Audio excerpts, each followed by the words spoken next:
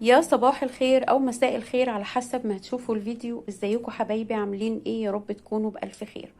النهاردة معانا حكاية صاحبتها مستنية رأينا في الكومنتات علشان هي مش عارفة تتصرف ازاي ومحتارة.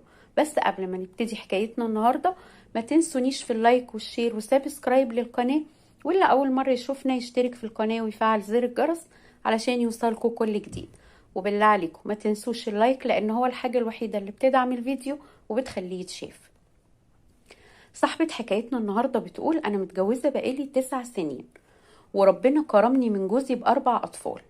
جوزي عايز يتجوز عليا وقال لي كده انتي قصرتي معايا وقصرتي في حقوقي، اهتميتي بعيالك أكتر مني وأنا بقيت آخر اهتماماتك. صارحني بكل ده بعد ما اكتشفت ان هو بيكلمها، وقال كده بطريقة فيها زعيق بعد ما كنت أنا اللي بزعق. يعني زي ما تقولوا كده بالبلدي قلب الترابيزة عليا وضحك عليا وخدعني وقال مش هكلمها تاني.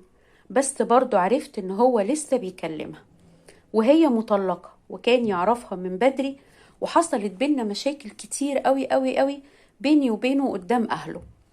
وقال مش هكلمها تاني خلاص ومفيش حاجة بينا، واقنع الكل بكلامه طبعا الا انا، لان اي ست في الدنيا بتحس بجوزها. اخر ما زهقت وتعبت قلت له خلاص روح امشي، بس ما تكدبش عليا تاني. بس برضه هو بيفضل يكذب. لحد من اسبوع من كتر التعب جالي انهيار عصبي شديد جدا، وبقيت مش حاسة بنفسي ولا باللي بقوله ولا باللي بعمله. يومين ورا بعض وهو يحايل فيا ويصالحني ويقولي ان هو هينهي الموضوع وبرضه مش بينهي. وبقيت اقوله خلاص انا قلتلك روح امشي، وطلبت الطلاق وانت مرضتش تطلقني. لكن هو بيقول ان هو بيحبني وما يقدرش يستغنى عني، وانا تعبانة وبموت من جوايا وبتعامل معاه دلوقتي ببرود اعصاب لدرجة اني قلتله خلاص ايه رأيك انا وهي نبقى صحاب طالما انت عايزها وبتقول انك بتحبني وما تقدرش تستغنى عني. راح قال لي خلاص ماشي، ويرجع يكذب ويقول انا سبتها وانا ما بقتش عارفة اعمل ايه معاه. هو عمال يجرح ويظلم ويخون ويقول لا انا ما عملتش حاجة، انا ما جيتش جنبك في اي حاجة. انا مش عارفة انا صح ولا انا غلط، وتعبت تمثيل دور الموافقة على وضع مموتني وقاهرني. اعمل ايه؟ مش عارفة. انا اسفة اني طولت في الكلام، بس انا كده اختصرت مشوار طويل وحاجات كتير قوي قوي قوي من اللي حاصلة معايا. انا محتاجة اكون قوية علشان ولادي، وهو حابب الموضوع. شوية مش بكلمها وشوية انا عايزها، شوية انا خلاص نهيت وشوية اكتشف ان هو رجع يكلمها تاني.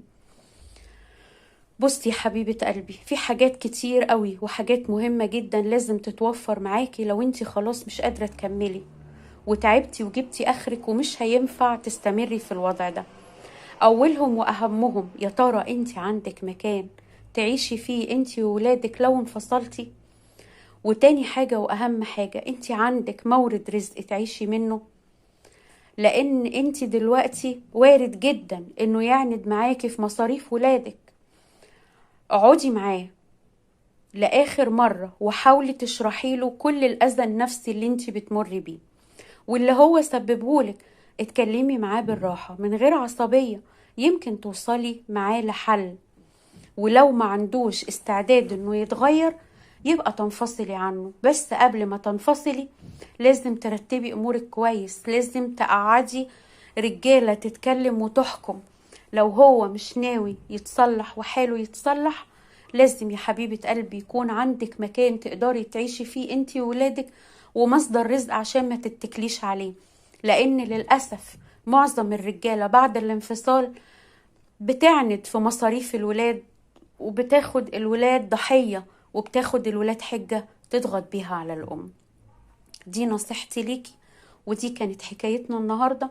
مستنية رأيكم في التعليقات، وما تنسونيش في اللايك والشير وسابسكرايب للقناة، واللي أول مرة يشوفنا يشترك في القناة ويفعل زر الجرس علشان يوصلكوا كل جديد.